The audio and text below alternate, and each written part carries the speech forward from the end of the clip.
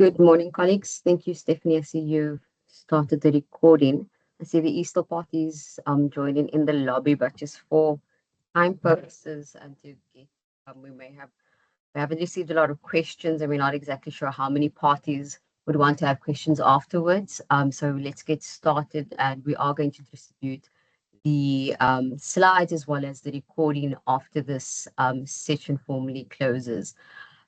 Just to formally introduce myself, my name is Wasifa Danse. I'm the Assistant Director for Professional Services within Heritage Western Cape. We are really pleased to welcome all EAPS, and I see there's a lot of other practitioners, although this is targeted at EAPS. I see we have some colleagues who are planners here, some archaeologists, etc. So we have a wide stream of heritage professionals within the session today. So we're hosting this online engagement session to actually direct it at EAPS particularly. And this is to strengthen our understanding of the National Heritage Resources Act and how it is compliant within the NEMA processes. We see that as colleagues, there's a lot of overlapping between interdisciplinary processes and where does each one of our roles play within a development application.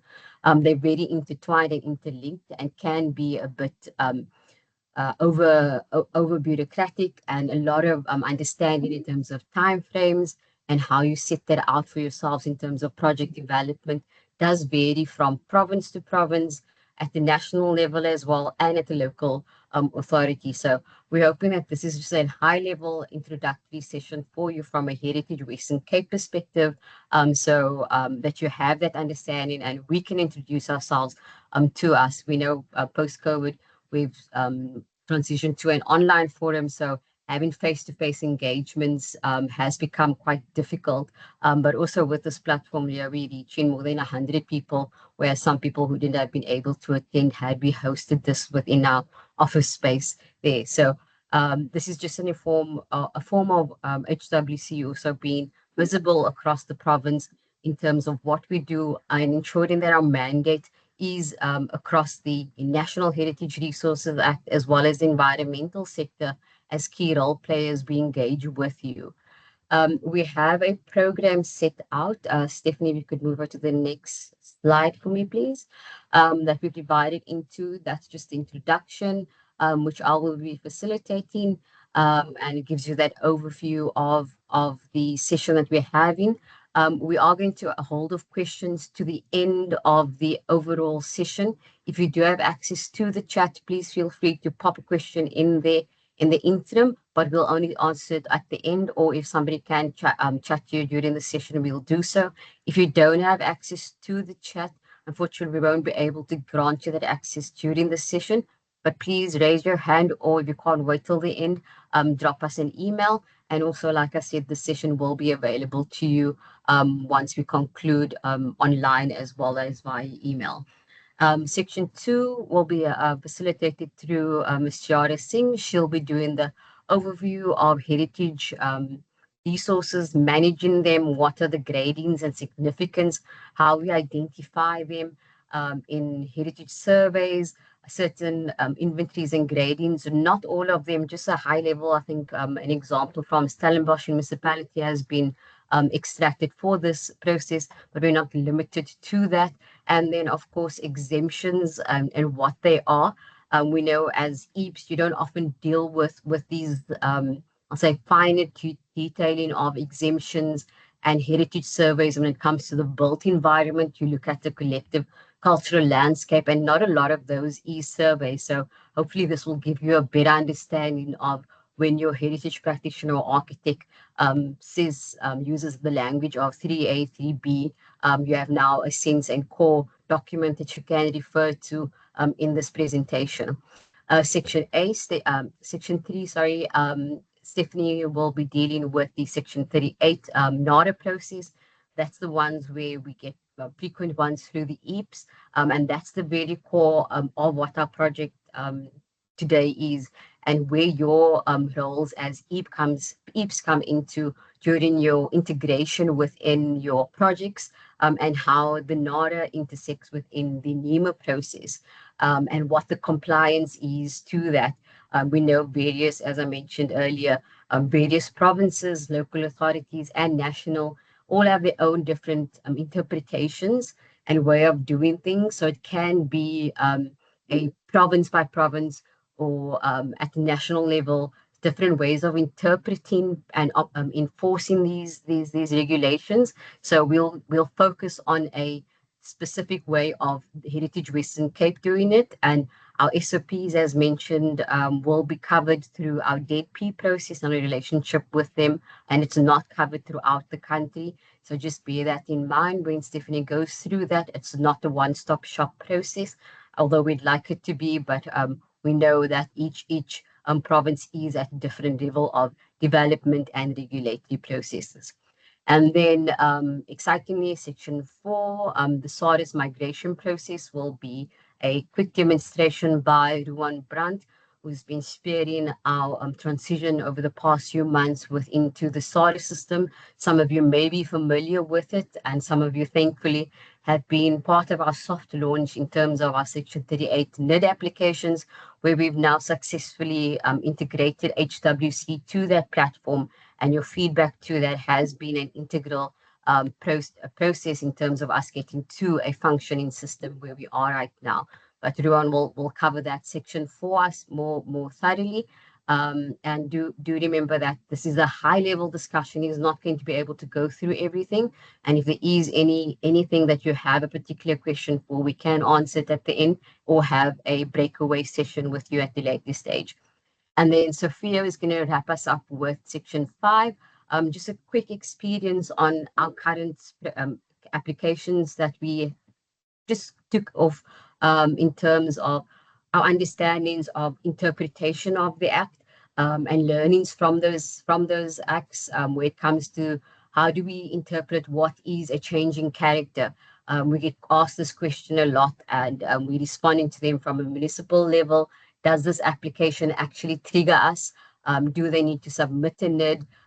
It's a like for like, in my view. Does this change in a linear development trigger the NADA? So we'll just take you on a high level case scenario of what has been done there. So that is just the overview of the program. Like I said, please welcome to pose your questions as we're going along in the chat.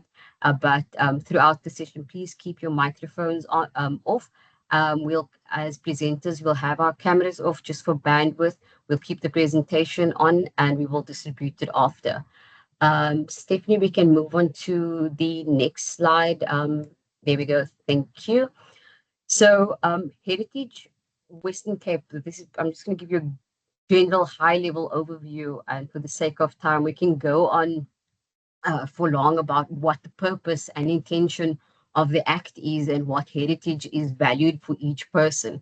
But this engagement particularly is there to build our stronger relationships with the environmental sector, who are a key stakeholder for Heritage Western Cape, and ensuring that heritage management takes place after approvals. We issue final comments or final decisions, and we have always this clause there. If there is any accidental fines, which we'll be taking you through at the later stage during the presentation, then it's the responsibility of the EEP to actually monitor that from a heritage perspective. So the linking between environmental approval as well as the heritage comment is a vital step, even post regulatory process. It's during construction phase and after construction phase that relationship needs to be maintained throughout that processes and duly documented accordingly. So we aren't a separate hurdle as seen by a lot of developmental processes. It's part of responsible development planning and integrated within your NEMA projects, be it a basic assessment or a full-on NEMA application to your delegated authority. By understanding compliance requirements at an early stage and collaborating effectively, we can reduce these delays and protect valuable cultural resources and support credible environmental authorizations that stand up to public and legal scrutiny. So we've just highlighted a few of our heritage core mandates and what we look at in terms of heritage. Those are the cultural identities, sustainable development, economic development, social cohesion, compliance and risk management, which is, I think, what we as regulators are very known for doing. We are good at regulating and being and ensuring compliance, but the active implementation thereof lies with the actual public and you as professionals on the field. Uh, thank you, Steph. You can move on. Perfect. So who are we as Heritage Western Cape? We are the Provincial Heritage Resources Authority within the Western Cape in South Africa. Our role is to identify, manage, register, protect, and conserve heritage resources, particularly within the space of environmental and the Section 38 process of the National Heritage Resources Act. These includes the assessment of historical, architectural, aesthetic, cultural, contextual, social, scientific, spiritual, linguistic, natural, technological, or landmark values. And Stephanie will go through these details in terms of what makes you HIA compliant in terms of Section 383.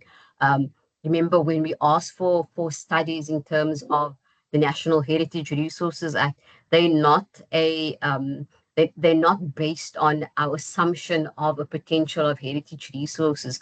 The requirement for basic heritage studies is informed by what information we are provided. Stephanie, you can go on to the next one. Thank you.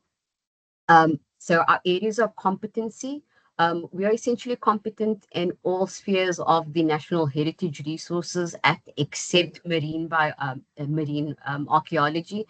That is something that the must be mandated through the national authority. So if there is any maritime archaeological finds or impacts and anything below the high water mark, you go to SARA for that. HWC does not deal with that, and that is across the country.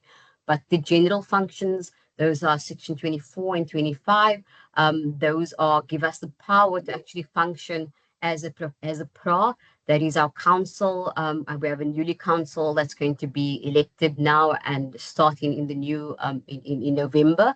They delegate and mandate us and give us as committee members, as staff, the actual functions to be able to take decisions and provide comment on your development application. So without the general functions, HWC would cease to exist essentially in terms of being able to provide you with a integrated comment to your development. And then we have provincial heritage sites, Section 27, and I'm just going to quickly go through the ones that are quite important. Heritage registers, those are ones I think, I'm not too sure if we're covering that later on. I think we'll just briefly speak about that, the heritage registers and inventories through Jara's presentation. Those are the actual inventories that are located in order in identifying heritage resources within the areas. And then the built environment, these are your Section 4 applications. So any site older than 60 years is protected in terms of Section 34 of the Act. And if you are altering it or demolishing it as part of your development application, it needs a permit from Heritage Western Cape. There's a bit of a overlapping with the Section 34 and 38 processes, especially when we provide you with a no further studies application.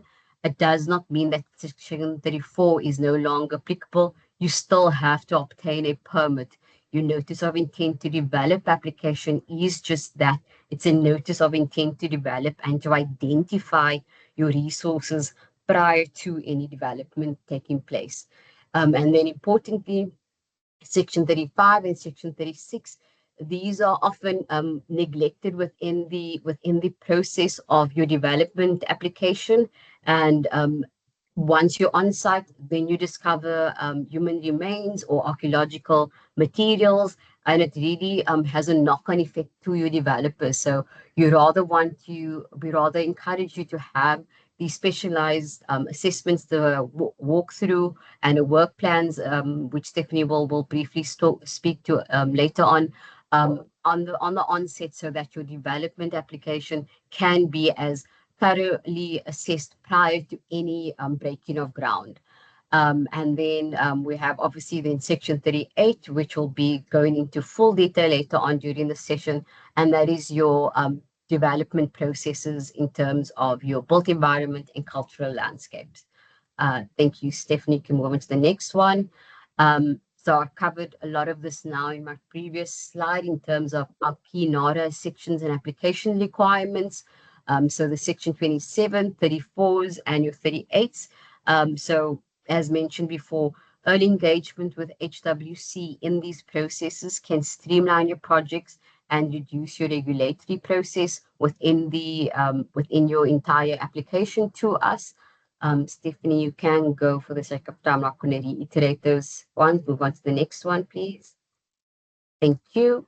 And then our committees and our application pathway. So this has developed over time and has been changed within our overlap from COVID to being a digital space and now moving to a fully transitioned online application system. So I know I get tons of emails from EAPS and that mass emails for calls for public participation, and those are no longer going to be accepted by HWC or responded to. It's expected now that EAPS are submitting those types of queries or changes to development or where your basic assessment is now available. Those are all to be submitted through SARIS. So there is an actual requirement for various committees and their delegations. Once we receive that application formally, and that will be now through SARIS in its entirety, that would need to go to our Heritage Officers Committee, who does the initial assessment of the application. They meet weekly. The timeline for agendas normally is 2 weeks prior to submission. You need to submit in order to have the application considered on the agenda. It does not necessarily mean that you're going to get a final decision or a comment.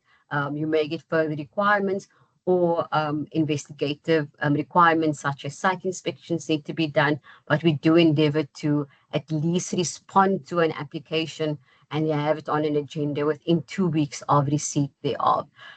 So that technical evaluation then is done by HOMS, which consists of our specialist heritage officers who chairs the meetings.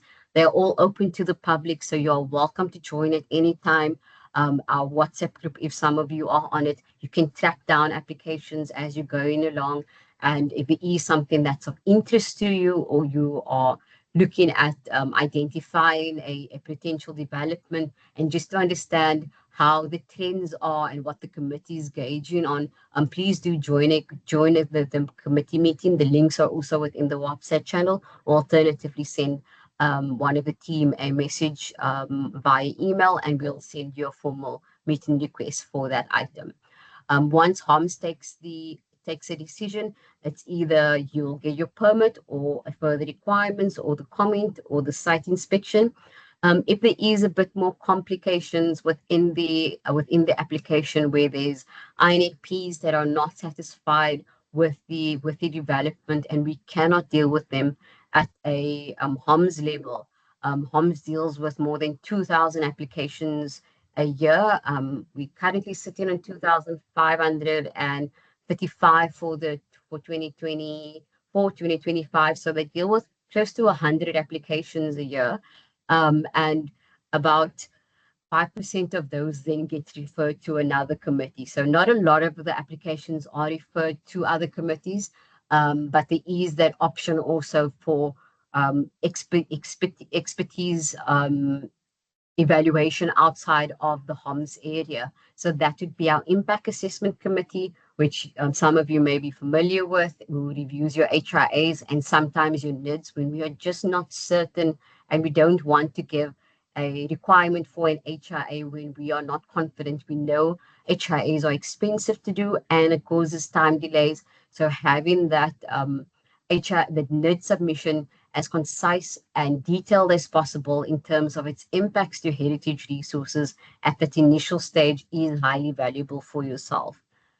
We then also have our built environment and landscape committee. They don't comment on Section 38 applications. We do rope them in if it's highly technical in terms of architectural merit, and we do second them to the committee. So we do have the pool of experience there.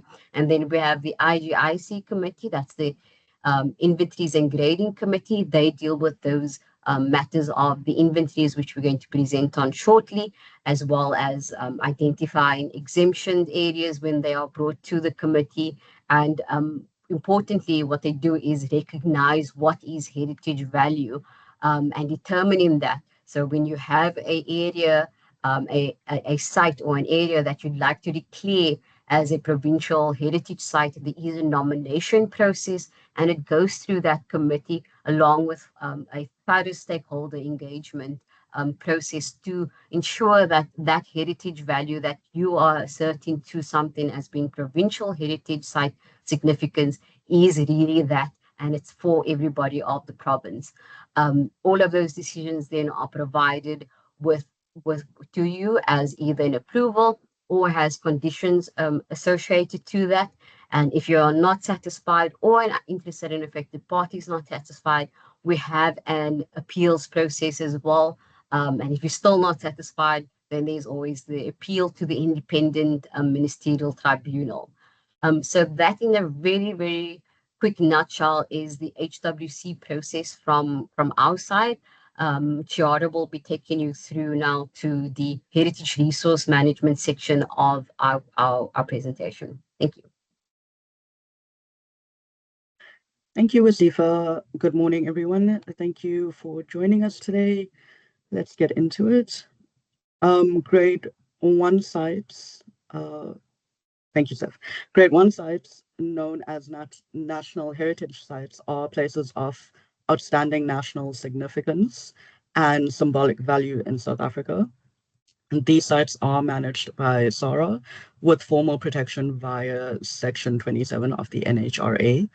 Some examples, as seen on the slide, are the Castle of Good Hope and the Houses of Parliament. Next slide, please, Steph.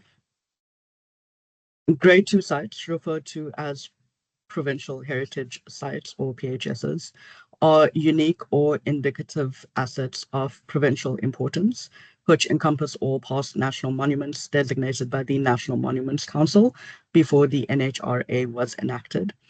In the Western Cape, these are overseen by HWC as the Provincial Heritage Resources Authority, with formal safeguarding under Section 27 of the NHRA and continuous management guided by a Conservation Management Plan or CMP.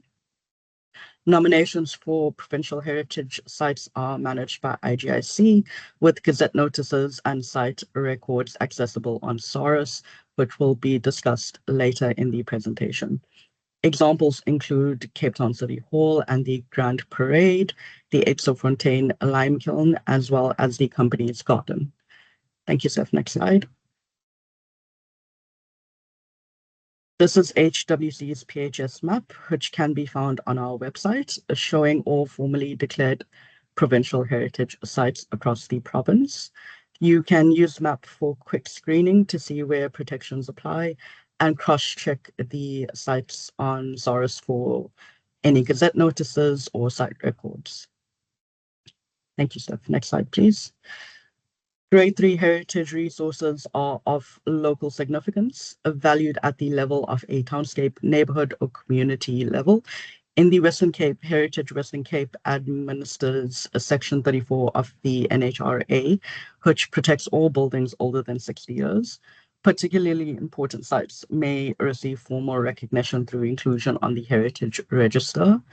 The A, B, and C subgrading system for grade 3 sites is a management tool used by HWC, although it is not formally defined in the NHRA. Generally, grade 3A resources are rare and well preserved, holding multiple forms of significance: architectural, social, cultural, or associative. Grade 3B sites may have undergone some alteration but remain identifiable or form part of a significant group. Grade 3C resources contribute positively to a cohesive streetscape or local character. You may also see the term NCW or non-conservation worthy, referring to resources considered not significant enough for conservation, which are now linked to exemption processes. Thank you, Steph. And this viewer shows the approved Stellenbosch Heritage Survey, which has mapped heritage resources, scenic routes, and conservation systems. Approved surveys inform grading decisions, and these tools feed directly into how significance is determined, which in turn drives permit triggers, exemptions, and conditions. There are many online surveys and tools we use to identify heritage resources and gather data on various sites around the Western Cape. And these will be shared with you at the end of our presentation. Some you may already be familiar with, such as Cape Farm Mapper or the Overstrand GIS map. So this tool that you are currently seeing on your screen, there are more tools available like it, such as the City of Cape Town Map Viewer, which I'm sure a lot of you have interacted with. And this map, it does tend to show any cultural landscapes or scenic routes as well. Thank you, Steph. Next slide, please. When developing or updating a spatial development framework or SDF, municipalities must include inventory of local heritage resources, consult the public, and submit findings to Heritage Western Cape. This process identifies what is locally significant and leads to 3 outcomes. Number 1, listing important sites on the Heritage Register for formal protection. Number 2, defining exemptions where permits aren't required. And 3, establishing heritage areas that preserve broader cultural or environmental zones through specific development guidelines. Examples include Stanford, Wuppertal, and the Clifton Bungalow area. These tools promote balanced heritage management, provide clarity for developers, and ensure key sites are formally protected and gazetted. Thank you, Seth.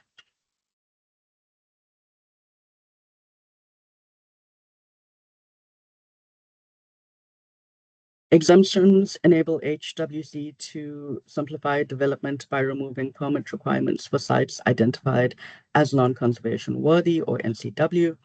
This streamlines processes, reduces paperwork and timelines, and gives developers clarity on where development can proceed. Since 2021, 8 Cape Metro areas have been exempted, including Parow Station Precinct, Airport Industria, and parts of Atlanta's Kuilsrivier and others. A recent Metro-wide exemption now applies to all NCW-graded structures shown on the City of Cape Town's map viewer. These exemptions balance heritage protection with development needs, providing planning certainty and supporting efficient land use. Next slide, please, Steph. Thank you, everyone. My colleague Stephanie Barnard will now be presenting the next section of the presentation titled NHRA Section 38 Processes.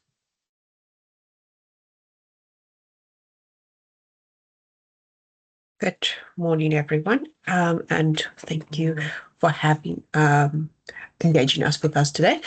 So I'm going to take you through the Section 38 process. This is quite a large, lengthy process, so do bear with us.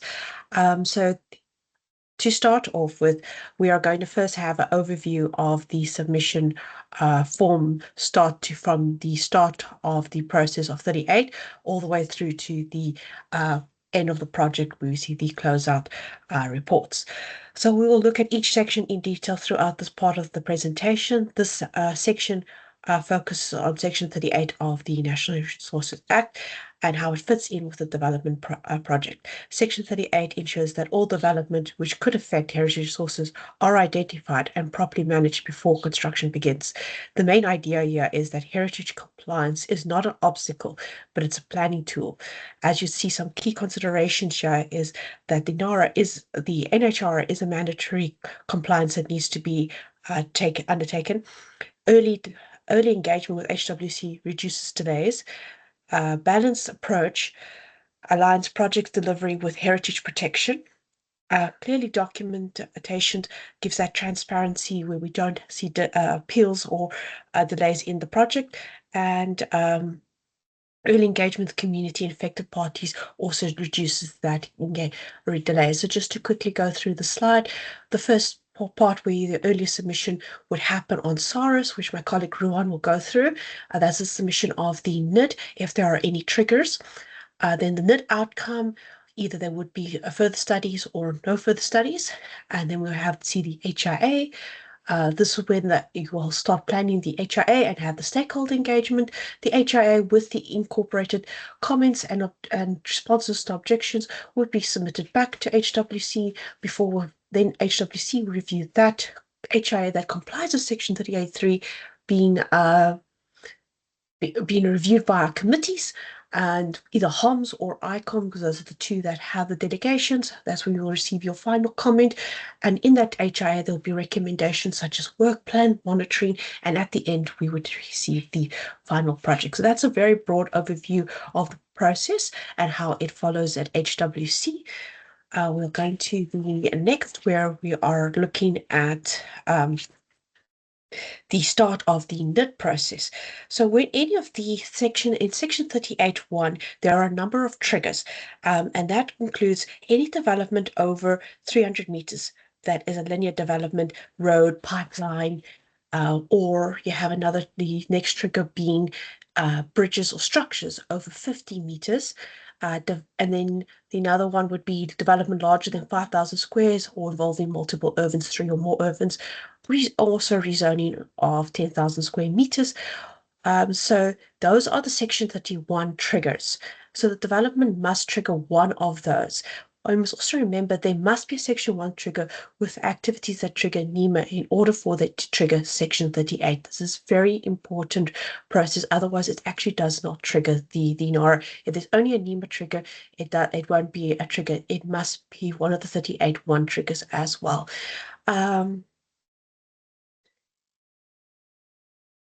So if any of these above are triggered, a NID must be submitted to HWC.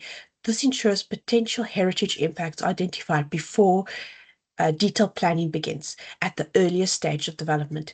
There are only 2 possible outcomes: no further studies when there's no significant heritage impacts, or an HIA is required.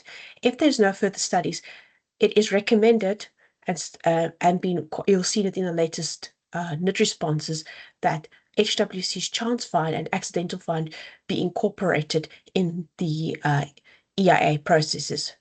If there's an HIA, there obviously needs to be other considerations. Let's go to the next one.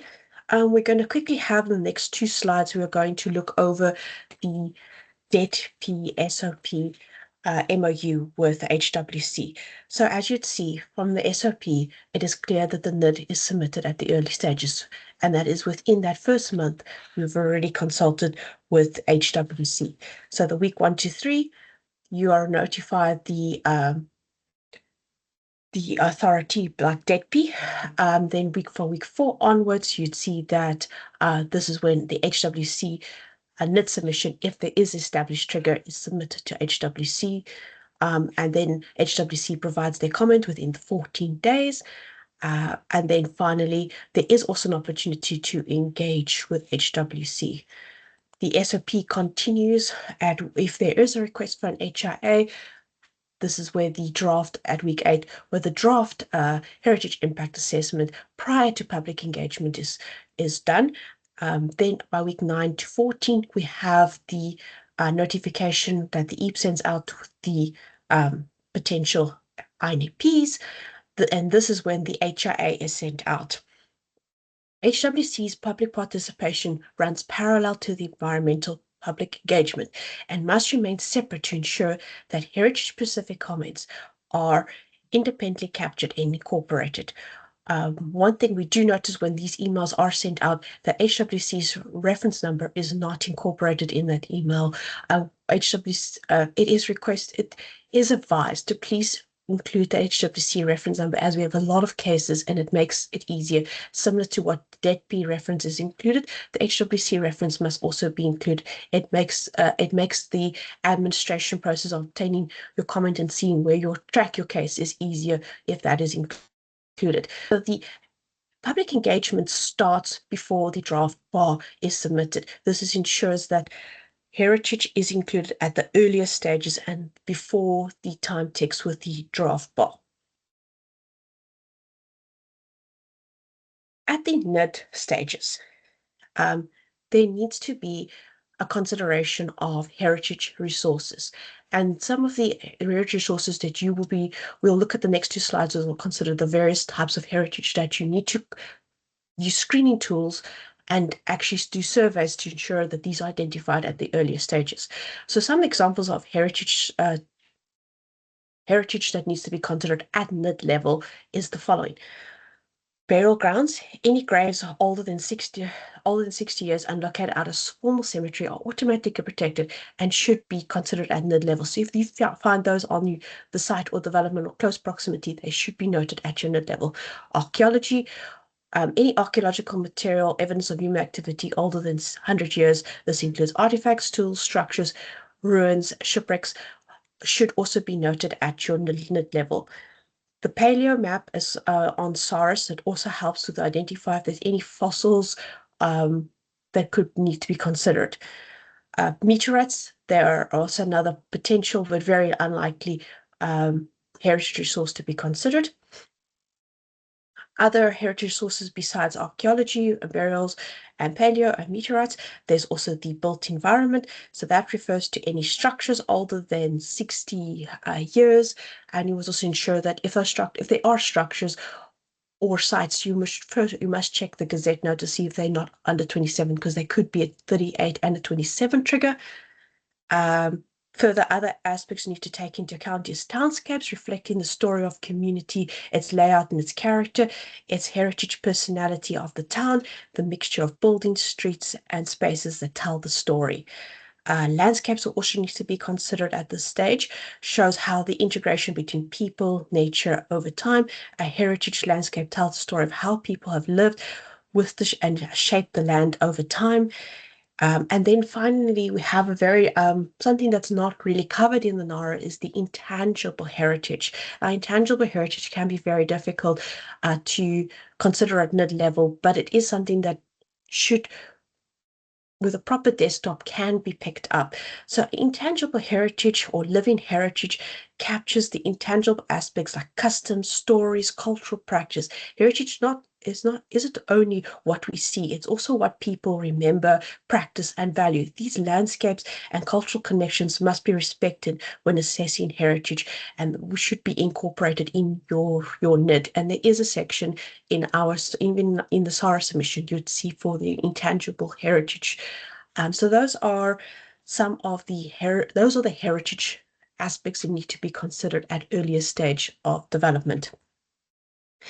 So when HWC requests an HIA, there are a number of specialist studies that need to be incorporated. So HOMS reviews the NID very carefully before considering whether there needs to be a HIA or not. So there is a list of the specialist studies that are what we request, being AIA, the Archaeological Impact Assessment, Paleontological, that's the PIA, visual impacts, so impact to the scenic route, visual receptors, view corridors and landscapes, cultural landscape impact assessment, so there's impact to the landscapes we just mentioned, townscape assessment to the built environment and the character of the towns, architectural assessment, if there are structures that are significant on site, are these to be impacted? So that would be the architectural impact assessment, and then the social historical assessment, that is if there's any social value, intangible aspects of it.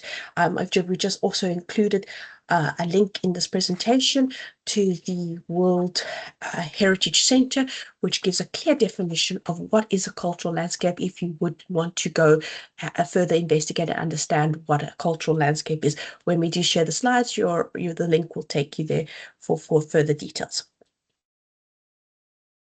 And then we move to the next aspect is when a HRA is required, it must comply with Section 38.3 of the NARA. This is the checklist which the EP or practitioner must ensure as cross-reference before submission. These include identify a mapping of heritage resources, assessment of significance, evaluation of the development impact, assessment of alternatives, consideration of social economical benefits, and public consultation results. In that HRA, at the end, there must be a detailed list of recommendations. Some of the recommendations might include a conservation management plan, a heritage agreement, or a mitigation agreement. A mitigation agreement could be a work plan being submitted. A work plan essentially is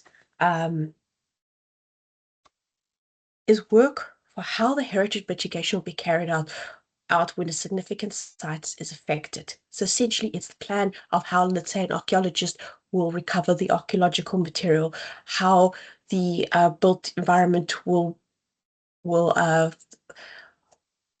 be assessed, so that it tells HWC exactly how those things are going to undertake under Section 38. They normally form part of our normal permit process, but in 38 we can't request ad hoc permits, so this will fall in under a work plan. So that's when we have the work plan.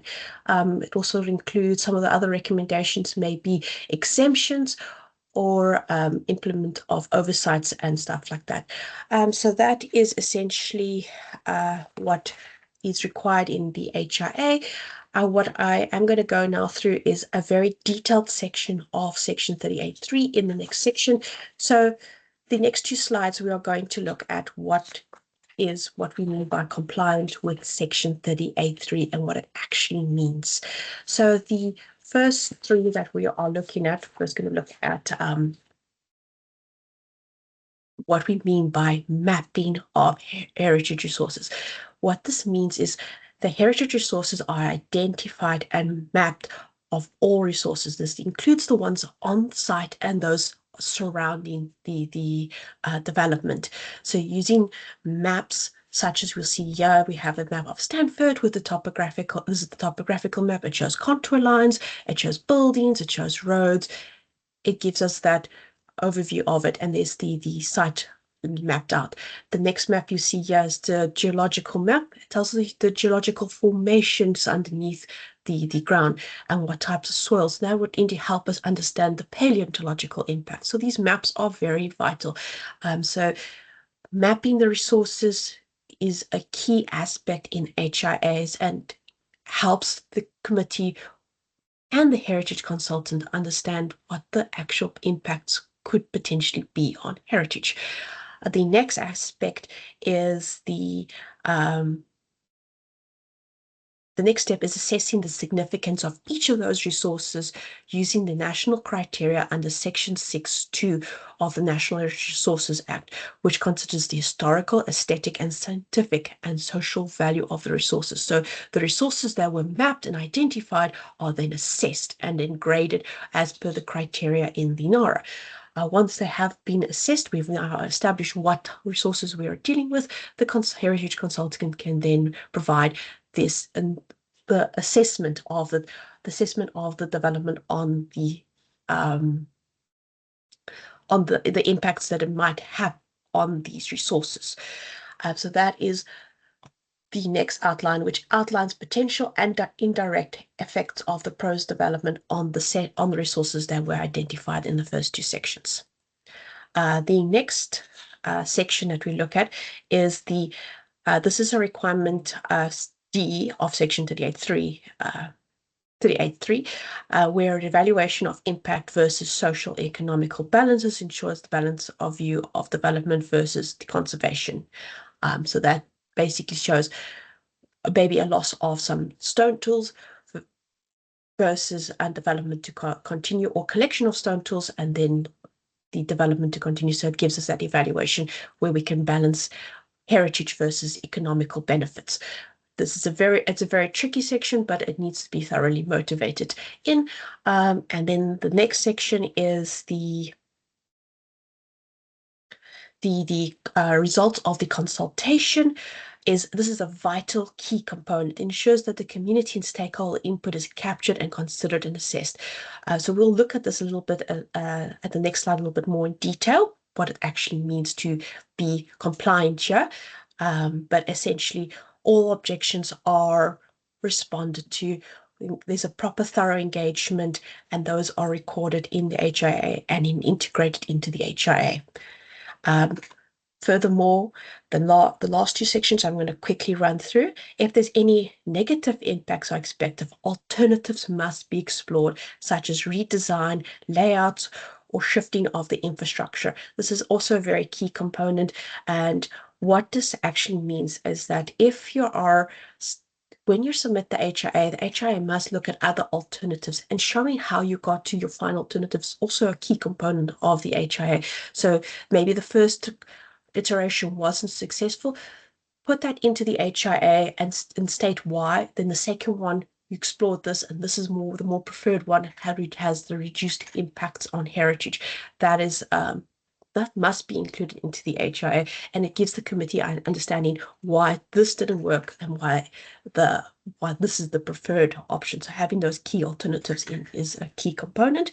Finally, mitigation plan must outline how adverse effects will be reduced or managed both during and after the project. This can be under our work plan submission. It's the practical measures to mitigate negative impacts.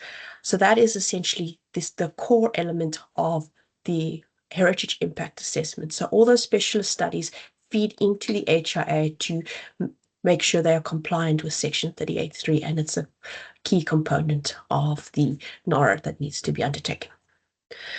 So, as I stated, we're quickly having a quick overbrief of what is public engagement in an HIA. As I stated earlier, part of the SOP, this is it runs parallel to the initial public engagement, but it's separate because the HIA needs comments based on heritage grounds. So, public consultation is a key component of Section 38.3. Public, it's a mandatory aspect. The minimal requirements you need to notify the local municipality, registered conservation bodies as per HWC's conservation map. There must be a 30-day consultation period, and the minimal, as per our guidelines, state that it needs to be a on-site notice. Copies need to be made available at local libraries or municipalities, and that needs to be circulated to those parties either digitally, and those records of proof of consultation must be kept, and the original comments must be integrated into the HIA. Heritage consultation is not just an environment tick box. It's about recognizing community memory and association, always keeping photographs, comments, logs, and good records for HWC can ensure that your heritage impact assessment is compliant of the NARA. Just quickly, as you'd see, this is the map that I'm referring to in the slides.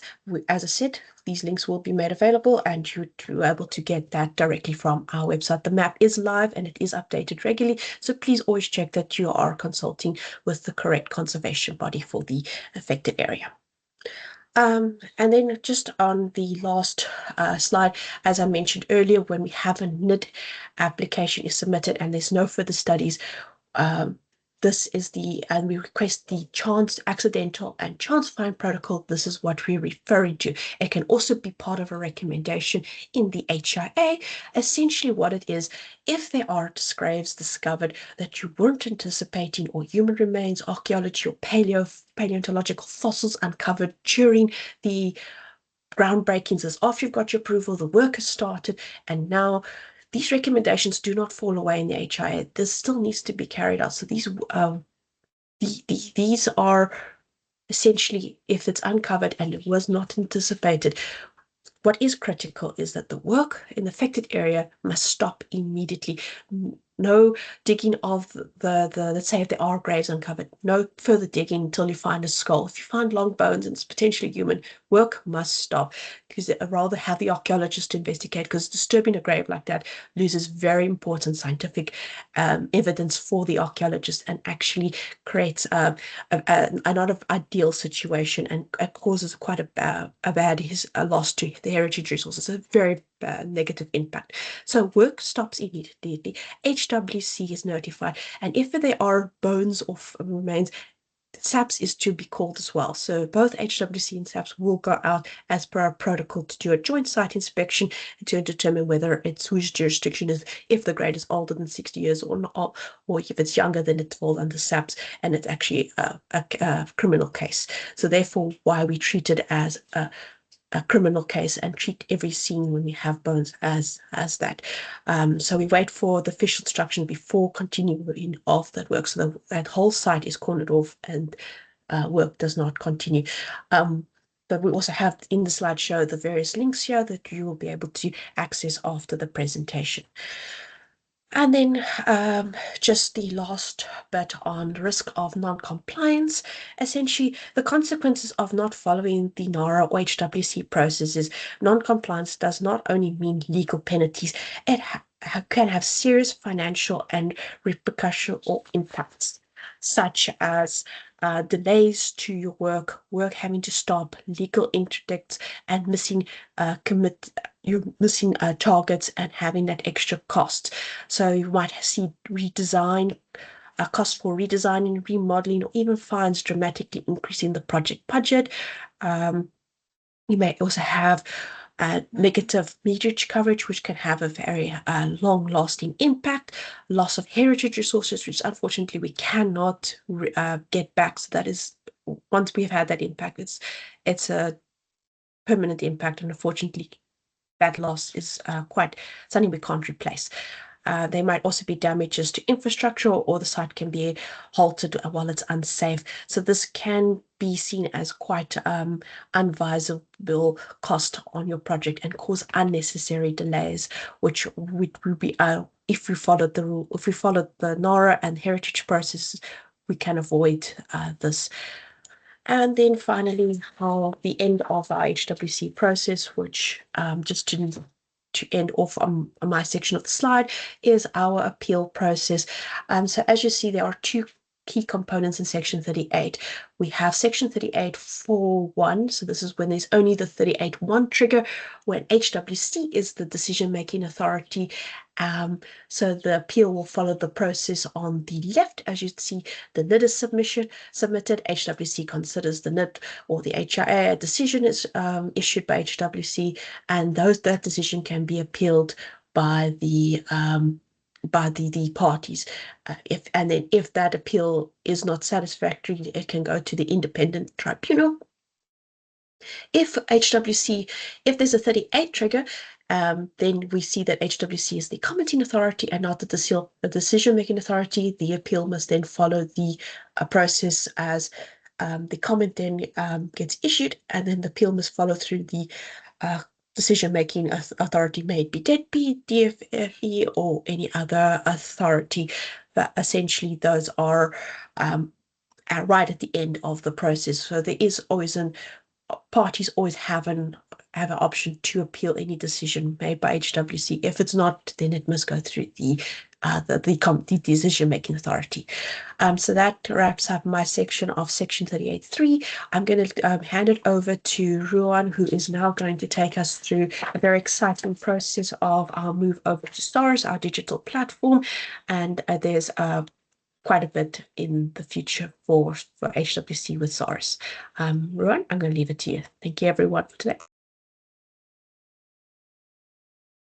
Thank you, Steph. I think we'll just take a quick 2-minute break. There was a lot of information to digest, so we'll just get back into it at 10:30. So if everybody wants to have a quick coffee or a bathroom break, yeah, we'll just be off for about 2 minutes just to give everybody some time to digest that information. Thank you.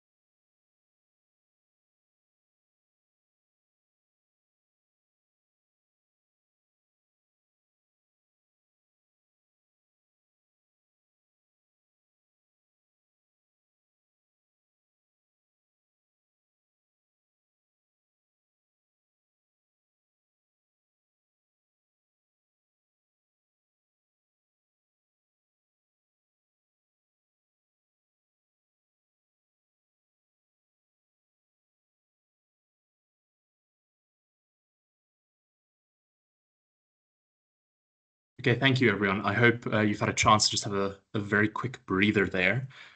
Thanks so much to Steph. That was a lot of information to digest, and but very valuable. And I hope that everybody has managed to engage with that. But it is recorded, and you can always go back to this to just go over some of the stuff that Steph has covered. We're now going to jump into the next phase. So this is the SARS migration phase for HWC, and it's quite an exciting process. And I'm really happy to be in communication with you today to just divulge this information. So Steph, you just want to go to the next slide for me, please.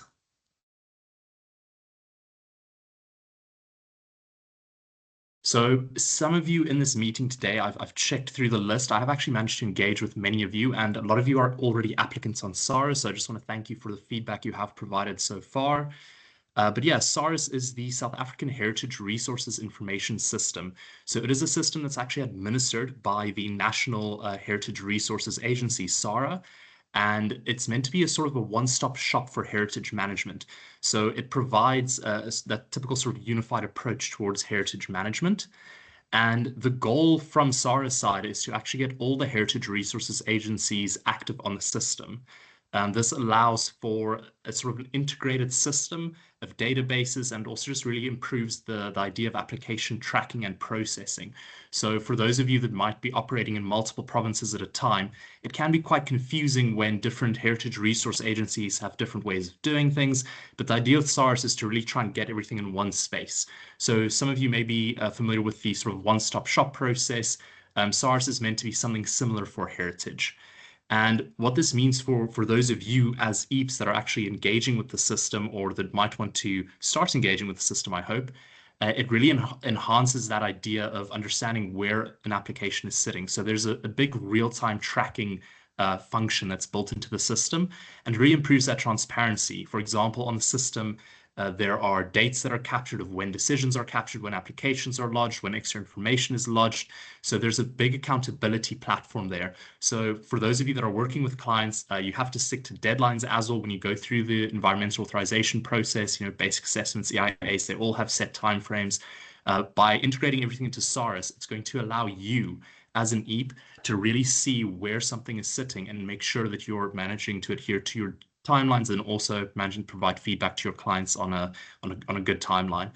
And what this means for you as EAPs, it really just, well, for what it means for us as heritage managers and for you as EAPs, is that we're seeing a heritage management system that's really going to improve and elevate the way that heritage is managed in the country.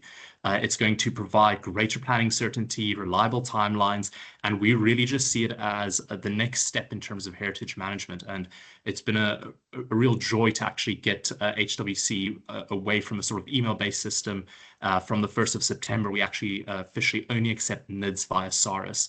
And again, I just want to thank those of you that are on SARS at the moment, that have enabled us to get some feedback and to improve that process. But I would encourage those of you that are not on SARS yet to please get on it and play around with the system. Shiara mentioned, for example, grading, surveys, all that kind of stuff. Some of it is already on SARS, so please go and play with it, explore it. It's just a fantastic system that will improve everything for everybody. What I'll do now, we just have a short video prep that I'll just talk through, showing you where to access the site, and then just a basic run through of something that might be interesting to you, and that is just how to actually find an ROD or kind of search for a case in case you've appointed a heritage practitioner and they've submitted via SARS.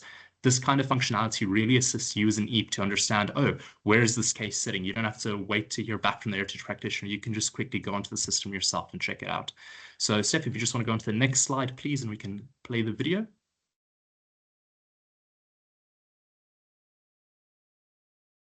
So SARS is accessed via sars.org.za.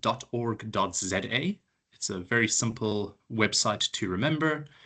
And again, you can register your account. It's quite quickly, it's instant. As soon as you've registered, you just need to confirm via email. But in this video example, I'll just show you logging in. It's as simple as typing in a username, typing in a password, and then filling out a CAPTCHA to prove that you are not a robot. And I will admit that this video took me multiple turns to actually get this CAPTCHA right. But yeah, it's just a way of ensuring that the system isn't flooded with bots, and then you can log in. So when you're logged in, you'll get to this applicant dashboard page, but I'll just take you to the home page of SARS here.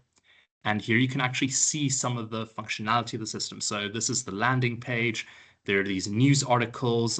There's a lot of other things. And then on the left, you'll see this tab with all content, the applications, there's objects, there's sites, there's maps, there's private messaging. There's a ton of functionality. Please go and play around with that. What's important for you, though, is let's say you're an applicant and you're on SARS and you're submitting stuff, you can go to your dashboard. And on this dashboard, you can actually see the submissions that you've made. And this is just a way of tracking your applications. But let's say you have appointed someone to do that work for you. You can actually go to this Cases Explorer function.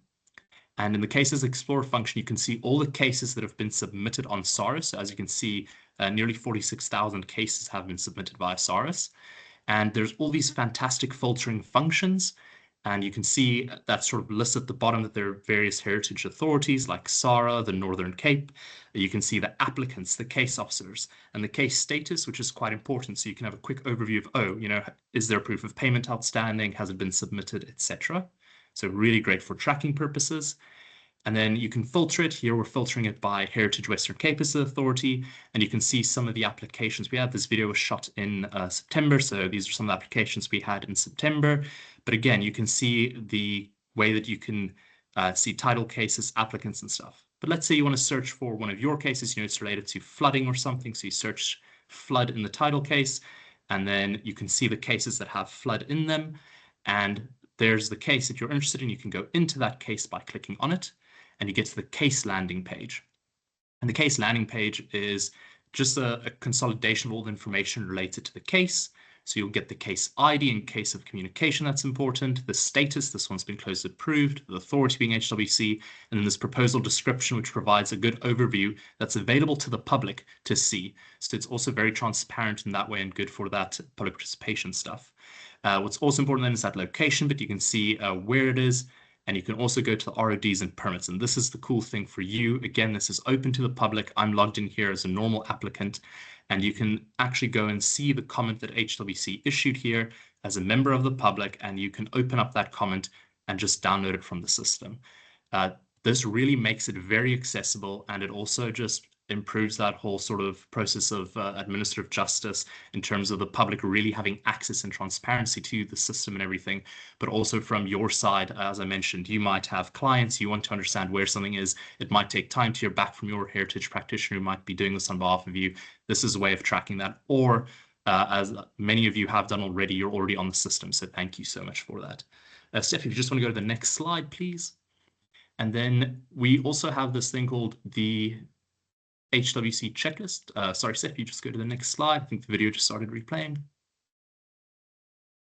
we go. So we have this little checklist that we compile to just really help everybody consolidate what information is required to actually submit.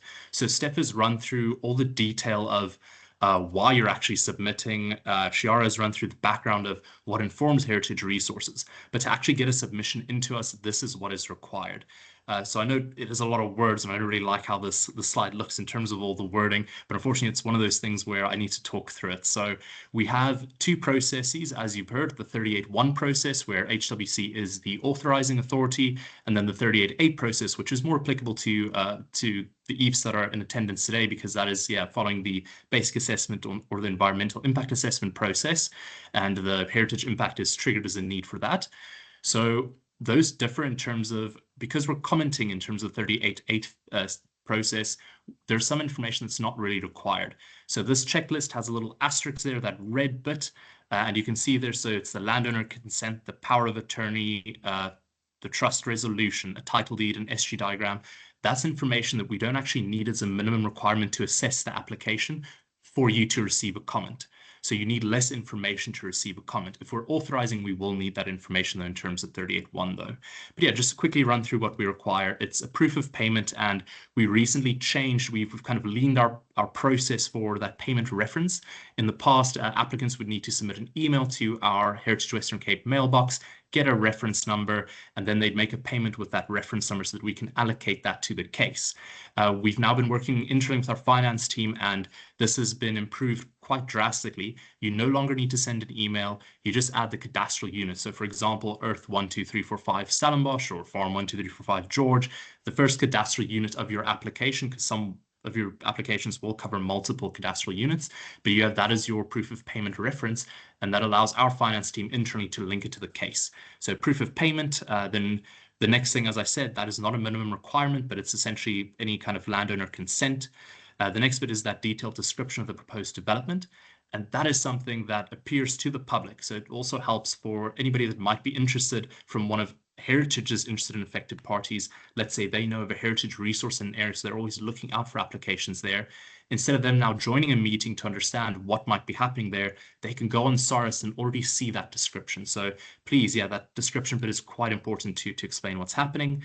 We also have this estimated construction cost. So again, we're starting to collect data, and all the heritage resource agencies are collecting data on this, and it's just to see how much development stuff is actually flowing through the heritage process.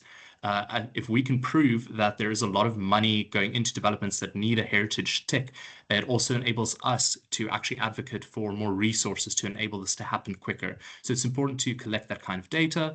The next important thing is the KML file. So KML files allows us to map everything that's happening. So the more mapping we have, the more data we have. And again, we can see which regions might be going through heavier phases of development, which regions might not be seeing as much development. But the spatial data is critical for us to really see and evaluate where these things are happening.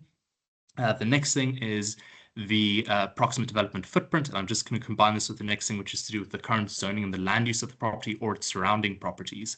This allows us to really assess that 38.1 trigger that was mentioned earlier in terms of, is there a change in character? It really helps us to see the size of the property, but also perhaps that property might be in some kind of landscape. So the actual heritage site might be bigger than the property that we're evaluating, and then the actual zoning and stuff.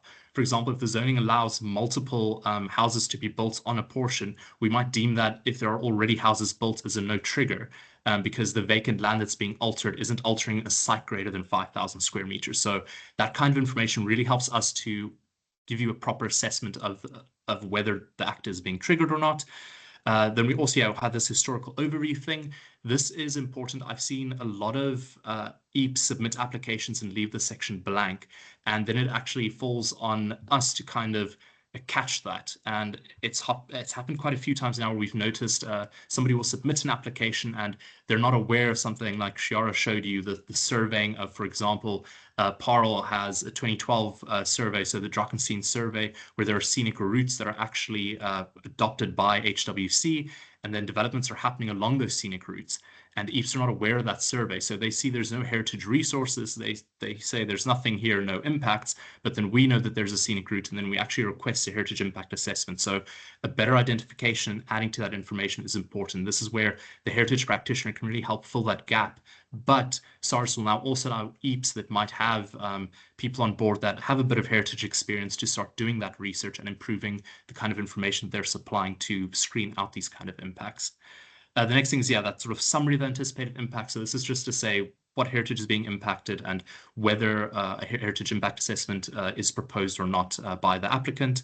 Then the next stuff, the title deed, the SG, again, that is not a minimum requirement in terms of 38.8.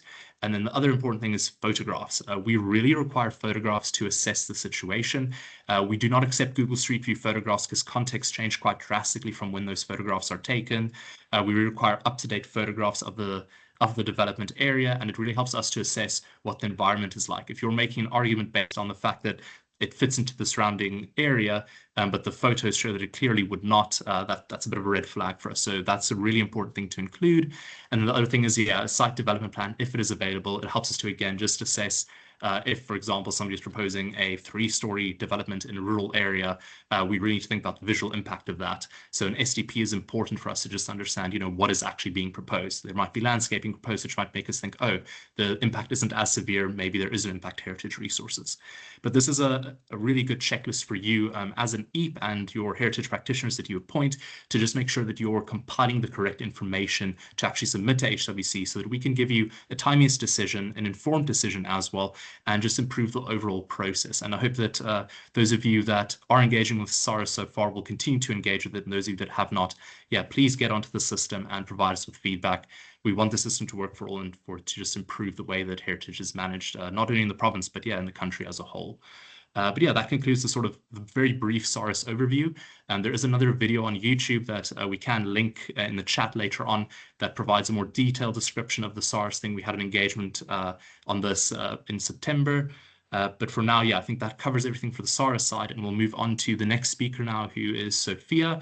And Sophia is just going to run through some of the examples that we've seen, sort of the knowledge we've gained from previous cases where, yeah, we might have had issues, for example, with applicants submitting when there are no triggers and things like that, and how that actually slows down the process for everybody and costs people money. So yeah, over to you, Sophia, and thank you so much for listening into the SARS section.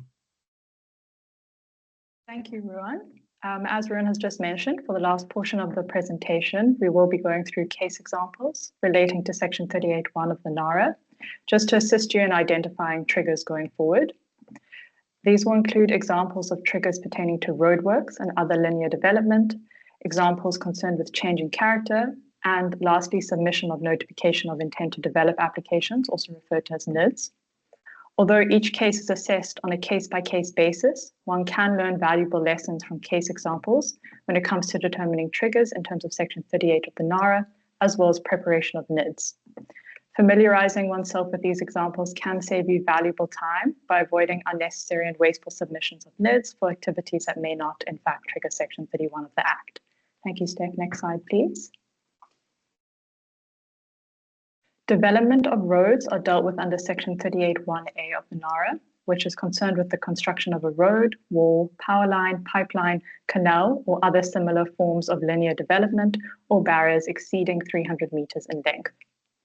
Roadworks are considered a trigger when construction of a new road or roadworks extend beyond 300 meters. This triggers Section 31A of the NARA.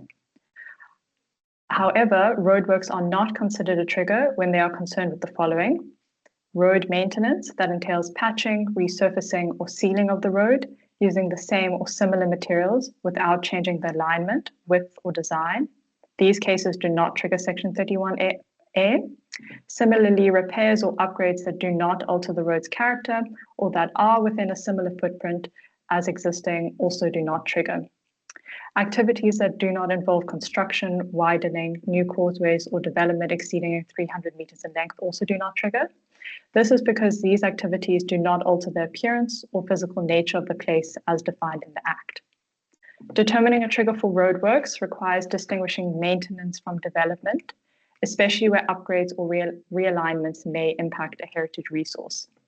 However, there are cases where caution is required, and in such cases, consultation with Heritage Western Cape or a qualified officer is strongly recommended to determine whether there is a trigger.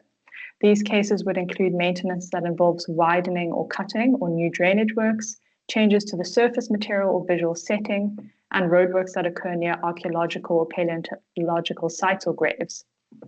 Potential impact to scenic routes or greater cultural landscapes, or if the route passes a provincial heritage site, also requires some caution. And here there's also the potential of a trigger in terms of Section 27. The key lessons here are that routine maintenance usually does not trigger Section 38.1, while any change in footprint or character have the potential to trigger. It is advised that you always document reasons as to why the activity does not meet the threshold for triggering Section 38.1 when deciding not to refer to HWC. And if in doubt, we strongly advise that you contact HWC before you submit your application, as we can assist you in determining whether the proposed maintenance qualifies as a trigger under Section 38.1 of the Act, as this will avoid unnecessary delays on your side. Thanks, Steph. Next slide, please.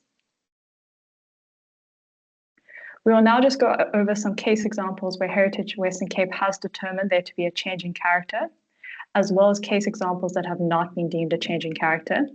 These examples can assist in determining whether there is a trigger in terms of 38.1c of the Act.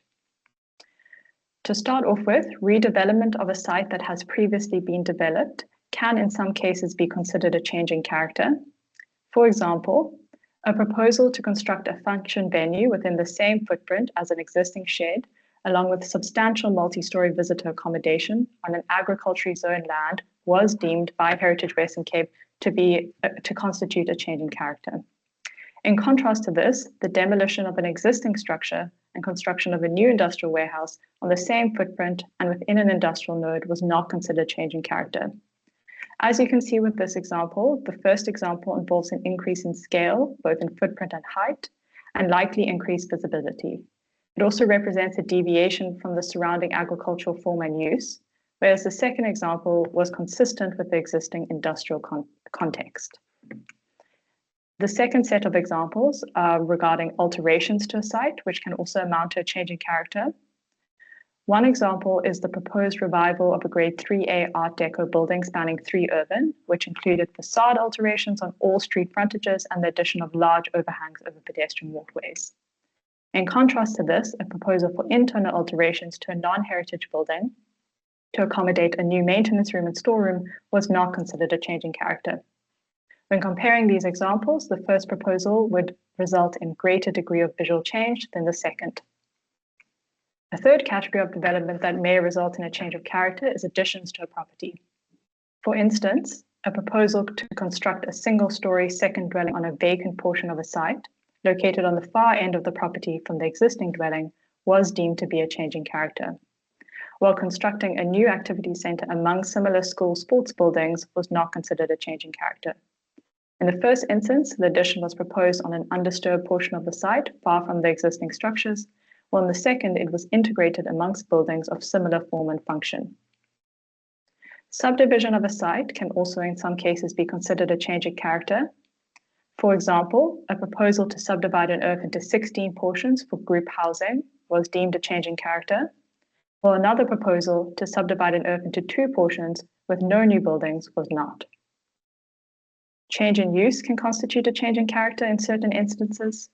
For example, a change in use from agricultural to residential in a predominantly agricultural context was considered a change in character, whereas the cultivation of land that had been fallow for several years was not, as it is consistent with the historical use of the site and surrounding context. Similarly, a proposal to rezone a site from agricultural to industrial within a rural landscape was deemed to be a change in character, while a proposal to rezone from a community zone to a subdivisional area within a residential context was not. Lastly, it's worth noting that greenfield development on a historically vacant earth is generally regarded as a change in character, and there are very few exceptions to this. However, please do consult Heritage Western Cape if you're uncertain in an instance where there's a proposal to develop on a vacant earth.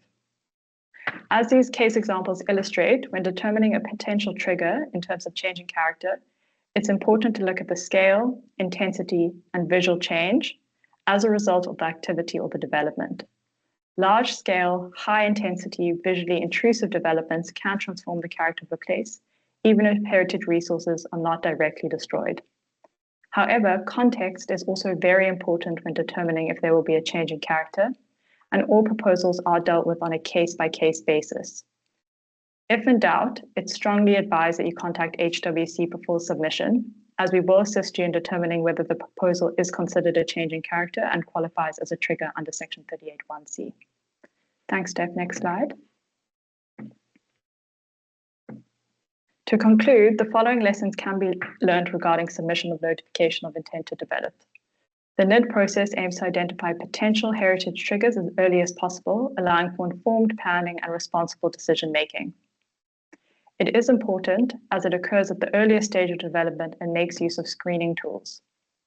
The NID is the first step in the heritage review process and precedes formal development applications. At this stage, developers often have limited information, but this is precisely when the screening tool is most valuable.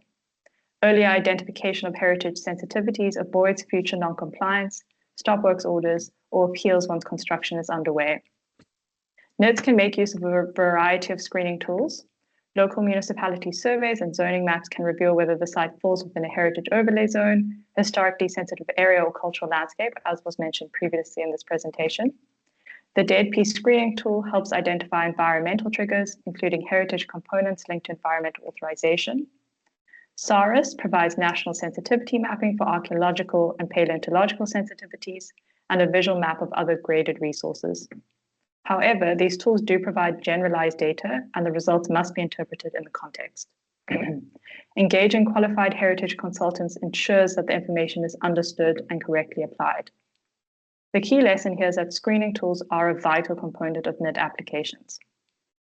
In closing, it's always best to contact HWC to determine whether Section 38 of the Act is triggered before submitting your NID application. Accuracy and thoroughness leads to efficient outcomes. A well-prepared NID demonstrates due diligence, while incomplete or generic submissions can lead to requests for additional information, which can result in delays in the HWC's 14-day review period, as well as potential appeals. Accurate data at the NID stage means fewer surprises later, reducing costs and project risk. I'll now hand back to Wasifa for concluding remarks and questions. Thank you very much, Sophia and Ruwan, Stephanie, Chiara.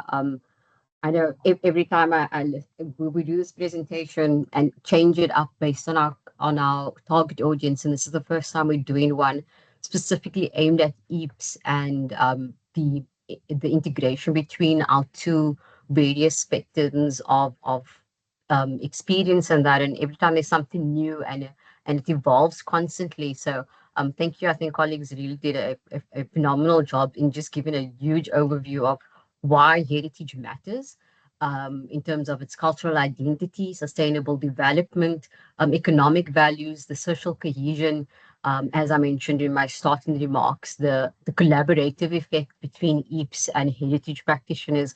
It shouldn't be on a NEMA process in a standalone process. It should be something that we engage on constantly to determine what is heritage significance. And that's our role at Heritage Western Cape. That's our identification, the protection, the management of heritage resources, as mentioned with the Inventories and Grading Committee, who does those inventories for us to make development decisions accordingly where there is heritage resources and where there is development zones which is applicable and more swifter for your development needs at the end of the day, and how we as authorities and you as EAPS can do a more integrated heritage environmental approval. And the benefits of our collaboration. We've shown now how these processes can be streamlined within decision-making, the reduction of duplication and assessments, and how transparent the process can be and should be with our meetings, the timeline of how things are happening. You can have assurance when you're doing your process and developer to say, the meeting's online, you're welcome to join the meeting and hear firsthand what the authorities are saying about the project. And you're not playing that middleman, essentially. You can hear it straight from the horse's mouth. The application pathways, it's not just 38 applications that you deal with within a 38 application. You could encounter 27 of the East Provincial Heritage Sites, all those built environment aspects of your 34 applications, 31 areas, what they are. And then importantly, what Stephanie included is the archaeological monitoring, work plans, and all of those, which could be seen as stumbling blocks if not identified soon within the NID and development application. And the importance of consultation, I think we see that as always being a tick box. And I know we said position things at libraries and that, but we know that stakeholder engagement, the one we're having today, we wouldn't have had it online 10 years ago. Online meetings were not the norm. So we need to also move with that change. And we are thinking more clearly about what consultation requires, engagement. What does that mean actually? It's not just sending out a report and how is your report language to the public being addressed. Not everyone understands our language, and then you'll get comments that are very knee-jerk in response to a development. So how do we as regulators interpret those comments without causing a delay into your development? So we as all people in the built environment industry need to take responsibility and ownership of how we soft launch ourselves properly into the societies and show them that how the development actually benefits them, and be honest about the processes of engagement and what they have at their forefront, instead of at the later stage when it becomes a document-based decision-making process. That would also assist your development with limiting their financial losses, reputational damages, and getting withdrawing of funds. We know how time constrained developments are. So we try and ensure that those things are mitigated from the onset. And then as Ruan noted, our SARS migration, this is the digital platform now for applications. It allows you as a applicant real-time tracking, our transparency with who your case officer is. It's been such a joy that I don't get my mailbox flooded with who is my case officer anymore. You have direct live access to the moment a case officer is appointed. You have their details. Sorry, I'm having some. Yeah, you'll have some real tracking of the application. You'll have the data before you in terms of where there has been previous applications. All of those GIS information is going to be loaded onto the system, and we will be providing regular feedbacks as to what the facilities are of SARS. What Ruan did today is really a crumb in the bigger cake that SARS can offer you. So the Easy SARS link, I think we'll distribute it as well. That's available on our YouTube channel for the Department of Cultural Affairs and Sport, which is specifically aimed at the Section 38 NID application process. So you're more than welcome to go through that. That presentation is also available online. You can welcome to send us an email and we'll send that through to you. And please do keep an eye out for any updates regarding changes there, the mapping that's available to you, and inventories that would be available. So there's various tools from a heritage perspective that has been, I'll say, mentioned here. We can't obviously go through all of them, from archaeological sensitivities to paleontological sensitivities, all to be included within your NID application to make your NID as strongly packed as possible for decision making, and HWC to give you an accurate decision when we do respond in terms of Section 38(1). So I'm going to open up to any questions that you may have. We're not going to do, if I could just be respectful to everybody, not going to do site-specific or case-specific applications. We don't want to prejudice any processes that are either ongoing within the system. If there is such questions, we're welcome to have them offline. But yeah, just not to prejudice any process, can we just ensure that. So I see there was some questions posed within the chat prior, and those were responded to. If there is anyone, please raise your hand and unmute yourself. Please introduce yourself and where you're coming from, and we're happy to take the questions.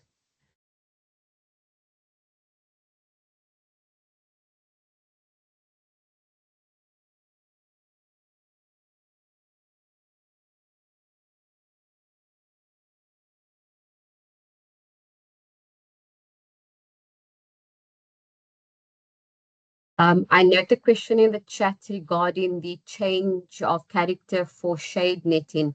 That was a very contentious one in actually doing this presentation, because the development of the regulations or guidelines for that has not yet been developed.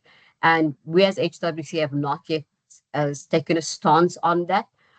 It's this double approach where we understand there's economic development that is required within the agricultural space, as well as climate change, where resources needing to be implemented to ensure that agricultural needs are sustained and not to let farming activities be affected by the lack of interventions and modifications within technology.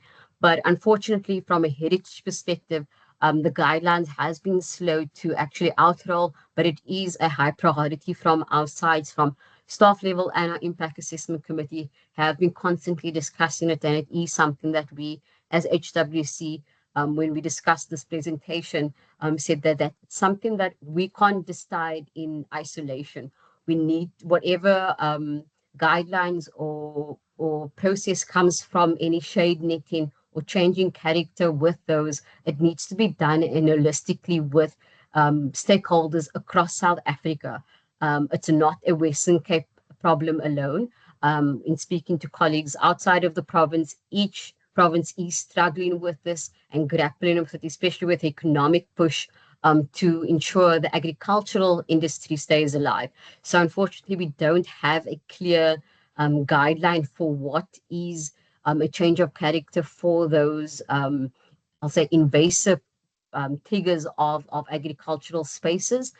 So for now, you do need to submit the NID. It is deemed as a change of character. The impact thereof, we will then determine as a heritage authority holistically, and using those interventions that the NARA has given us, where we consider the social needs, economic needs, and those benefits as well. So yeah, for now, shade netting does require a NID application to Heritage Western Cape.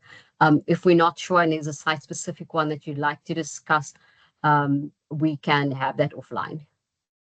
You, Carmen du Toit, I see you have a question.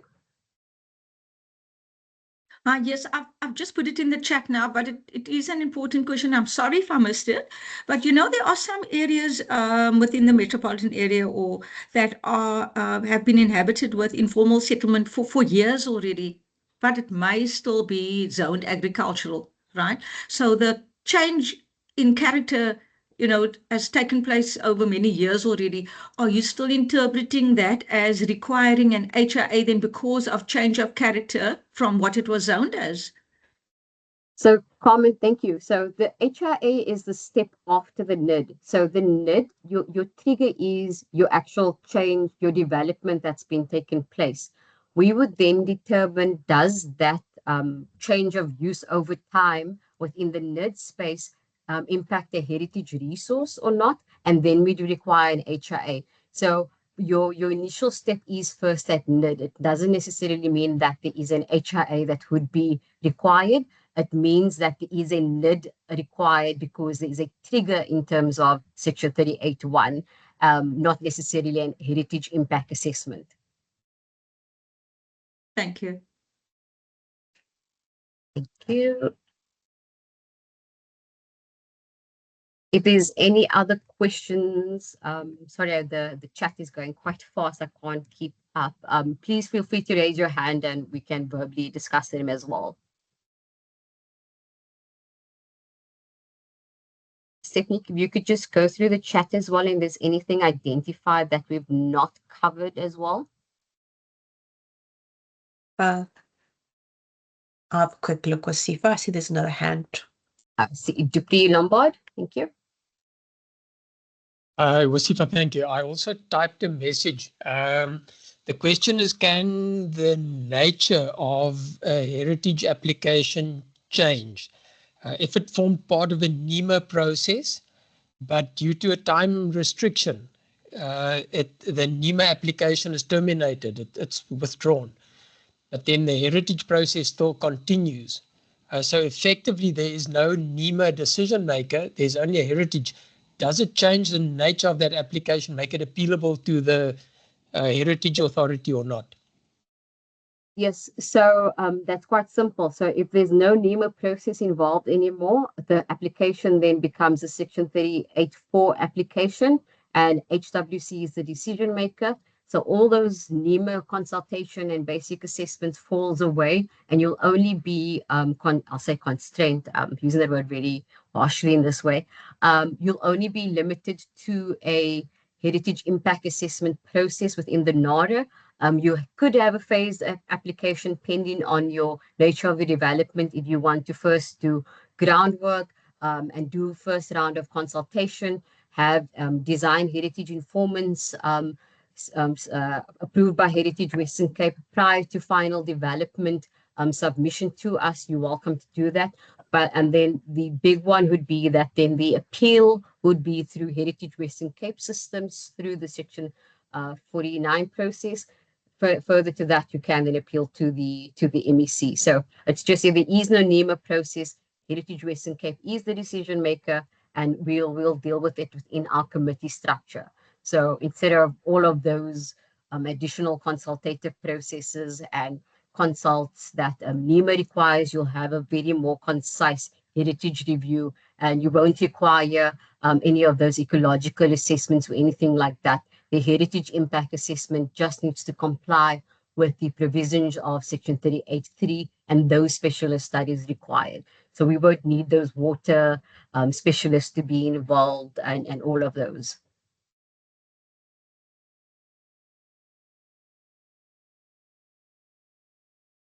Thanks, Rowan. I see you are responding to a few of the questions in the chat. If there's any other questions coming along that you'd like us to flag now verbally, please let us know. We'll see if I'm not sure if Rowan has answered the question from Mr. Zuma, where he asked, how can we best incorporate heritage source information into the environmental management framework development process? So there was that question. I haven't seen a response yet from. Okay, yeah, I can do that one now. Thank you, Buyani. Buyani, so what there is no actual trigger in terms of the National Heritage Resources Act. So essentially, for an EMF, we will treat it as a management plan in terms of heritage management requirements, and Heritage Western Cape would be an interested and affected party to your EMF process. So whenever you are doing consultation, we'd be required to provide you with comments within, if it's a 30-day period or 60-day period, and we'll provide you with that. So it's not a application to us as such. We are then a commenting body to that process. So please do send us a mail when you do have those types of things. It's not yet live on our SARS system for these types of applications. It's not seen as an application as yet, but we hopefully, once we're done with our core line function of permitting, can have EMFs as well. So, Rihanna, I hope that answers your question. We would be a commenting body and a stakeholder to that process, not the decision maker. I see Dirk Pretorius.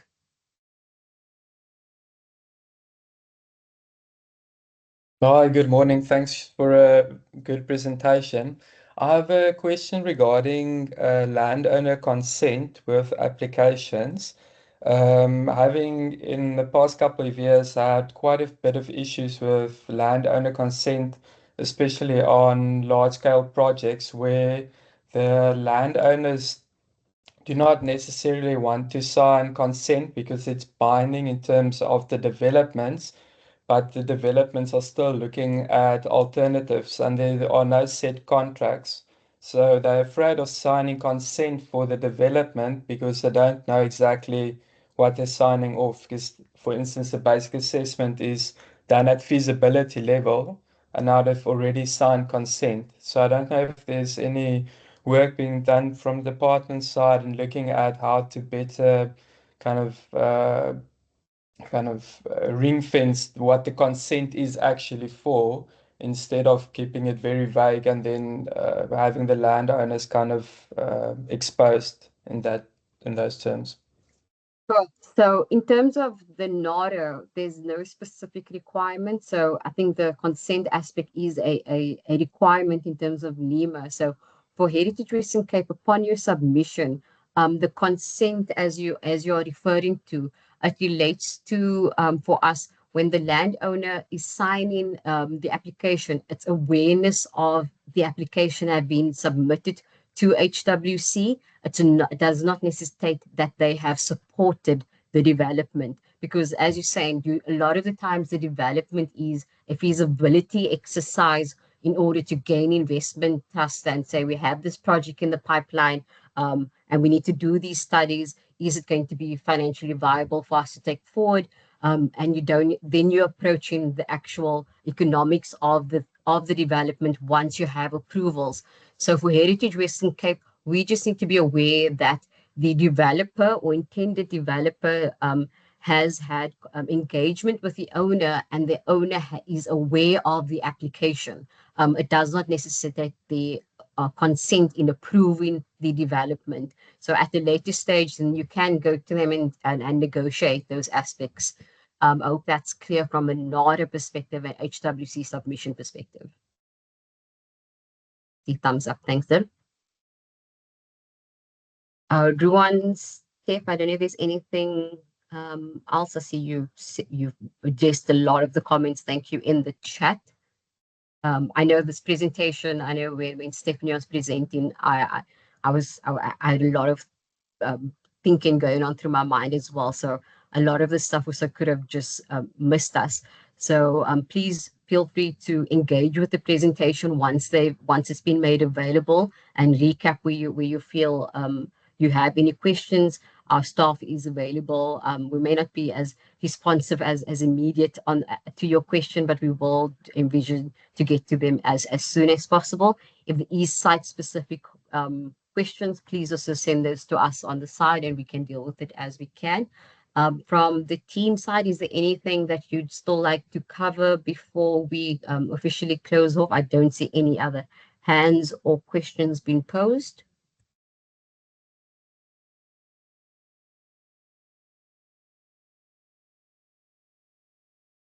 See thumbs up.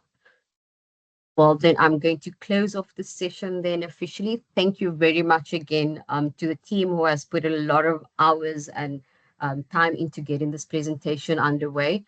I see, okay. Hans, you had a hand up? Sorry, I just wanted to put an emoji of clapping hands. Wrong hand. No problem. Thank you. Applause noted. And thank you, Eve, for taking out your time. We know we save the dates out and want to engage as much as possible. If there is specific ones, I know with the SARDIS ones, it's quite a daunting process to navigate, especially with the old system. But please be assured that our team have worked very, very hard to make sure that the SARDIS system is aligned to Heritage Western Cape functions.